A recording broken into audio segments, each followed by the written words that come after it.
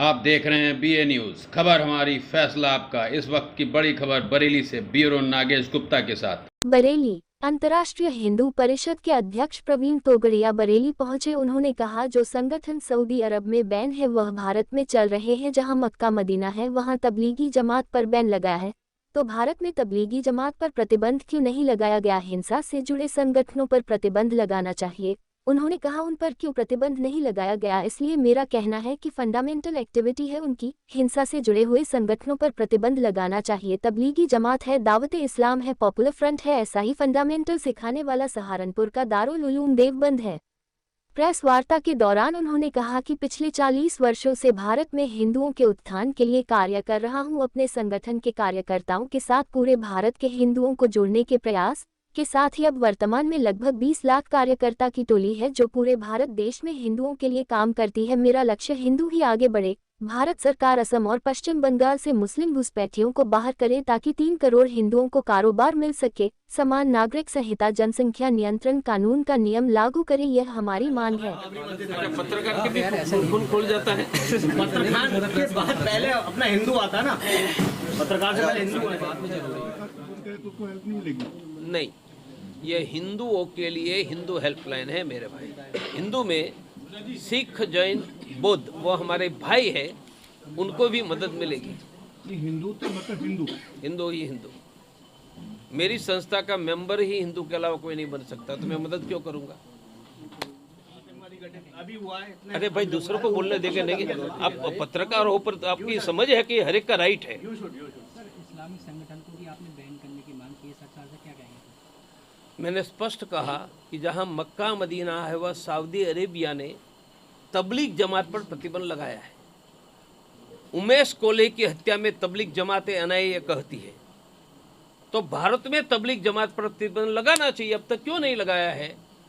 ऐसे कन्हैया की हत्या के पीछे दावते इस्लाम है, उन पर क्यों प्रतिबंध नहीं लगा रहे हैं? इसलिए मेरा कहना है कि फंडामेंटलिस्ट एक्टिविटी और हिंसा में जुड़े हुए मुस्लिम संगठन और उसकी मस्जिद मदरसों पर प्रतिबंध लगाना चाहिए। उस पर कौन है?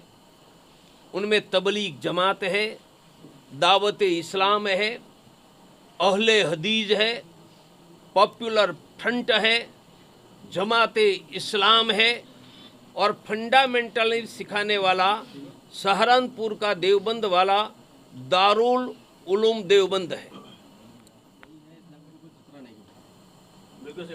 वो आरएसएस के सरसंघ चालक है। मैं उन पर कोई कमेंट नहीं करूँगा। उनका मुसलमानों से कौन सा रिश्ता है, क्या प्यार है, वो मुसलमानों को क्या जानते हैं, मुझे कोई पता नहीं। उनका वक्तव्य उनको पूछो। वह सम्माननीय सरसंघ चालक है। राहुल गांधी कह रहे कि भाजपा को बात की। राहुल गांधी का उनके मैं राहुल गांधी दिखता हूँ? मैं प्रवीण तोगड़िया हूँ। तो राहुल गांधी को कहा तो उनको पूछ लेना, उन पर मैं क्यों बुलाऊं? कर रहे कदम उठाए जाएं, लेकिन मुसलमानों को दबाने के लिए नहीं। अगर हिंदू सरकार कहती है तो हिंदू के लिए कुछ करा जाए। करना हिंदू चाहिए। अभी बैठे हुए हैं वहाँ पर, 40 रुपए आटा खरीद रहे हैं और वो 25 रुपए में पूरी सब्सिडी उठा रहे हैं। उनके लिए भी कुछ करा जाए, कड़ा कानून बनाया जाए। कब होगा सर? 23 हो गई। ये कब होगा वो मुझे मत पूछो। हाँ वो सर देख लेंगे। मेरे हाथ पे सरकार होती तो 1 घंटे में ऑर्डिनेंस ला देता है, इसलिए सरकार वालों को पूछो। अब मोदी जी के कल वो भी देख लेंगे की मेडिकल क्या स्थिति है, अर्थात हम 5 करोड़ परिवारों को जोड़ेंगे। यह 5 करोड़ परिवारों की सेवा मानी कुशल पूछने में पता चला कि थोड़ी तकलीफ है, तो ऐसे लोगों को हर महीने अनाज देना, अन्न देना। उस योजना का नाम है एक मुट्ठी अनाज। उनमें से किसी परिवार को मेडिकल प्रॉब्लम है और आर्थिक क्षमता नहीं है तो कहेंगे कि हमारा संपर्क करो, तब उनको मुफ्त में प्राइवेट का डॉक्टर उपलब्ध कराएंगे। जाएंगे तब शायद आवश्यकता नहीं होगी, पर वर्ष में कभी भी पड़े तो। तीसरा, हम सभी परिवारों को भारत में कहीं पर भी हेल्प के लिए एक नंबर देंगे। यहाँ से दिल्ली, मुंबई, आगरा कहीं पर भी गए और मदद की ज़रूरत है तो वह नंबर पर फ़ोन करने से नंबर मिलेगी, हिंदू हेल्पलाइन वह नंबर है 0206680, बेटा रख दो, 3300। यह करके 5 करोड़ परिवारों को हिंदू हेल्पलाइन, उनका नंबर उनको देंगे ताकि उनको कभी भी और कहीं भी सहयोग मिलेंगे। तो मैंने पहले कहा हिंदू परिवारों का संपर्क, दूसरा कहा सेवा, तीसरा हिंदू परिवारों का स्वास्थ्य। स्वास्थ्य के लिए हम 3 बातें करते हैं। एक, पैसे नहीं है तो प्राइवेट का डॉक्टर फ्री देंगे। 2, उनका मुफ्त में ब्लड प्रेशर, शुगर की वर्ष में 1 बार जांच करेंगे। 3, वहाँ के लोगों को एकत्रित करके रोग मुक्त जीवन शैली, उदाहरण तरीके 5 ग्राम नमक लेने से हार्ट अटैक, ब्रेन हेमरेज से बच सकते हैं। ऐसे हमारे 15 बिंदु है। यह करके परिवारों का स्वास्थ्य। चौथा मुद्दा है, बात करता प्लानिंग करवाना, रिपोर्टिंग लेना। प्रदेश की सरकार कैसा काम कर रही है आपकी नज़र में? प्रदेश की सरकार कैसा काम कर रही मैं प्रदेश में अभी आया हूँ और हर चुनाव में सरकार कैसा काम करती है यह वोट के आधार पर जनता निर्णय देती है, तो मुझे उसमें निर्णय देने की जरूरत नहीं है। पिछले चुनाव में जनता ने निर्णय दे दिया। लेकिन सभासद पूरा काम कर रहा है नहीं कर रहा है, ये आपको कैसे पता? मुझे नहीं पता चला और ये मेरा काम नहीं है। वो कोई बात नहीं सर, लेकिन कैसे, अगर डेवलप नहीं होगा कैसे होगी पार्टी, कैसे बढ़ेगी? ये मेरा काम नहीं है। पार्टी बढ़ाना काम वो उनका है, मेरा नहीं है। मेरा काम हिंदुओं को बढ़ाना है। हिंदू तो तभी बढ़ेगा जब आप लोग सहयोग करें। राहुल गांधी की यात्रा बयानबाजी के मैं कहूँगा कि राहुल गांधी की पदयात्रा से 3 फायदा होता है। एक, वजन घटता है, मोटापा कम होता है। वॉकिंग करते हैं ना तो कैलोरी यूटिलाइजेशन हो जाती, फैट कम होती है। दूसरा, शुगर कम होता है। चलने से विदाउट इंसुलिन शुगर डाउन होता है, मेडिकल साइंस कह रहा हूँ। तीसरा, स्ट्रेस, टेंशन कम होता है। और चौथा, लोगों का स्वास्थ्य सुधरता है क्योंकि लोगों की बात कोई सुनते हैं। इसलिए मैं 24 वर्ष से यात्रा कर रहा हूँ। मैं एक शहर में 2 रात नहीं सोता हूँ पिछले 24 साल से। हमारे राहुल भैया ने तो अभी शुरू की है। अब मैं देश के सभी दलों के सभी नेताओं को कहूँगा कि आप पदयात्रा शुरू करो। यह आपके स्वास्थ्य के लिए और समाज के स्वास्थ्य के लिए बहुत उपयोगी कदम है। ऐसा मैं सभी पॉलिटिकल लीडर्स को डॉक्टर के नाते हेल्थ का एडवाइस करने के मेरा अधिकार है। इसलिए उनकी हेल्थ और समाज दोनों की हेल्थ के लिए सभी नेताओं को पदयात्रा करने का मेरा सुझाव है। कोई 1 दिन की करे, 1 महीने की करे। बच्चे हैं, ये बच्चों की टैलेंट बढ़ाकर संस्कार देना, उसका नाम है किड्स अहेड। किड्स अर्थात बच्चे, हिंदी में कहते हैं बच्चे ही आगे। और 5वां है स्पोर्ट्स। बच्चे, युवा, वह ज़्यादा से ज़्यादा खेलों में इन्वॉल्व हो। इनमें कबड्डी, खो खो से लेकर क्रिकेट, बैडमिंटन। आजकल मोबाइल पर गेम खेलते हैं। हम इंडोर आउटडोर मैदान में गेम की ओर, और एक कॉलोनी है, हमारी ये कॉलोनी है, तो कॉलोनी के अंतर्गत भी लोगों के बीच स्पोर्ट्स टूर्नामेंट, उनका नाम है नेशनल स्पोर्ट्स काउंसिल। तो संपर्क, सेवा, स्वास्थ्य, संस्कार, सुरक्षा, स्पोर्ट, यह हमारी इस समय एक्टिविटी प्लान करके ऑलरेडी हम चल रहे हैं। हमारा जो लक्ष्य है, अब तो हिंदू ही आगे, उनमें समृद्ध हिंदू, सुरक्षित हिंदू, सम्मान युक्त हिंदू को लक्ष्य को पूरा करने के ध्यान में रखकर यह हमारी गतिविधियां है। पिछले नवरात्र में हमने 4 कार्यक्रम दिए थे।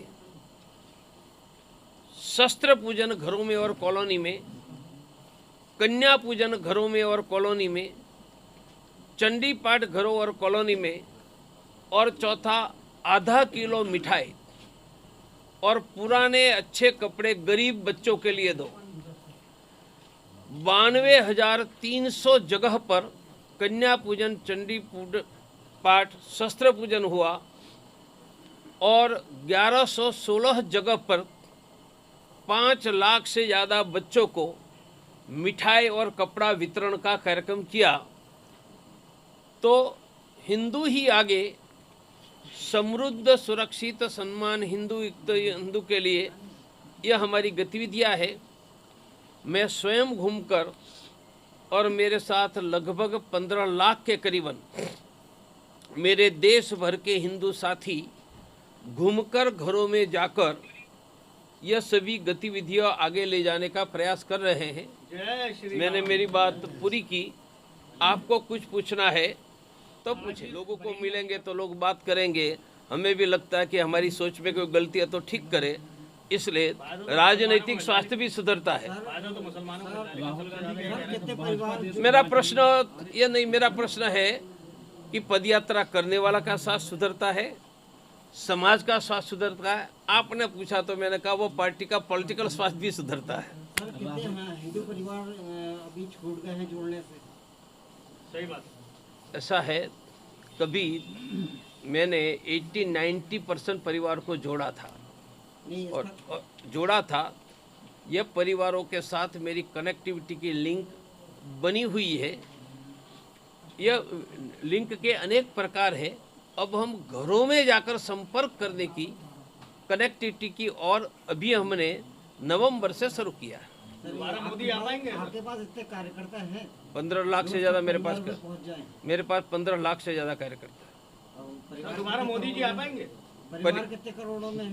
परिवार हिंदुओं के 25 करोड़ है, तो मैं 1 वर्ष में कोई 25 करोड़ परिवारों में पहुंचूंगा ऐसा मुझे भ्रम नहीं है, क्योंकि मैं डॉक्टर हूं, उनको भ्रम नहीं होता है। सर आगे वाले इलेक्शन में मोदी जी आएंगे दोबारा? मैं एस्ट्रोलॉजर दिखता हूं आपको? नहीं, मैं नहीं। मैं कैंसर का सर्जन हूं और आप ज्योतिष शास्त्र का प्रश्न पूछ रहे हैं। रॉन्ग नंबर है भाई। राहुल गांधी का कहना है भाजपा देश को बांट रही है। बंद करने की सरकार से मांग की गई है। क्या क्या फिर से मस्जिद और मदरसों को फिर से बोले? मदरसों को बंद करने की सरकार से आपने मांग की है। बिल्कुल मैंने मांग की है। यहाँ नहीं, एक मिनट, एक का पूरा होने दो। सऊदी अरेबिया जहाँ मक्का मदीना है, उन्होंने तबलीग जमात पर प्रतिबंध लगा दिया। प्रतिबंध मानी उसकी मस्जिद सहित। और तबलीग जमात का वैचारिक केंद्र है दारुल उलूम देवबंद सहारनपुर, और उनकी संगठन का केंद्र है दिल्ली औलिया निजामुद्दीन। जो सऊदी अरेबिया तबलीग जमात पर प्रतिबंध लगा सकता है तो हम क्यों? और जो उमेश कोले की अमरावती में हत्या हुई, वह प्लानिंग के पीछे तबलीग जमात से, ऐसा NIA कहते हैं। और कन्हैया की उदयपुर की हत्या के पास दावत इस्लाम है। तो मेरा कहना है बस संगठन पर प्रतिबंध पॉपुलर फ्रंट पर लग रहा है, ऐसा लगना चाहिए। जनसंख्या पे क्या फायदा हुआ सर? अगर मुस्लिम कम करे तो हमारी जनसंख्या वैसी कम हो जाएगी, लेकिन क्या हो रहा है उसके ऊपर? क्या थॉट है? आप लोग क्या कर रहे हो? जनसंख्या नियंत्रण का कानून क्या बनना। फायदा क्या हो रहा है? हिंदू को क्या फायदा हो रहा है? ये जो यहाँ की आप पत्रकार अरे हैं? सर एक मिनट सर, आप पत्रकार हैं? डाउन करो। पत्रकार हैं? सर एक कौन मिनट, से प्रेस? ऐसा एक मिनट लूंगा। सर मुस्लिम जो अभी कम नहीं हो रही जनसंख्या, 6 पैदा कर रहे हैं और हम 2 ही पैदा कर रहे हैं, उसके बाद हमें क्या फायदा है? ये बताओ। मैंने वही कहा बताइए। कि देश में जनसंख्या नियंत्रण का कानून केंद्र सरकार बनाए। कानून बनने के 1 वर्ष के बाद कोई व्यक्ति के घर 2 से ज़्यादा बच्चे पैदा होते हैं तो उनको सरकारी अन्न न मिले, सरकारी स्कूल हॉस्पिटल में सेवा न मिले, बैंकों से लोन नहीं, सरकारी नौकरी नहीं, इतने कड़े कानून बनाएंगे तो मुसलमानों की जनसंख्या पर नियंत्रण आ जाएगा। डायनोम तो वही लगेगा सर, राशन तो वही ले रहा है, गैस का फायदा वो उठा रहे हैं, सब्सिडी वो ले रहा है, सब चीज का फायदा वो उठा रहे हैं, हमें क्या फायदा मिल रहा है हिंदुओं को? इसलिए मैंने कहा जनसंख्या नियंत्रण का कायदा करो तो हमें फायदा कब मिलेगा। होगा? कश्मीर में टारगेट किलिंग कौन से साल में? नहीं, आपका वाक्य सुधारता हूँ। कौन से साल में अब तक कश्मीर में टारगेट किलिंग हो रहा था, अब राजौरी जम्मू में हो रहा, दोनों में अंतर है। कश्मीर घाटी है, राजौरी जम्मू में है, इसलिए टारगेट किलिंग कश्मीर से विकास करके जम्मू में आ गया है, इसलिए टारगेट किलिंग का हिंदुस्तान में विकास हो रहा है, संभालना बरेली तक न आ जाए।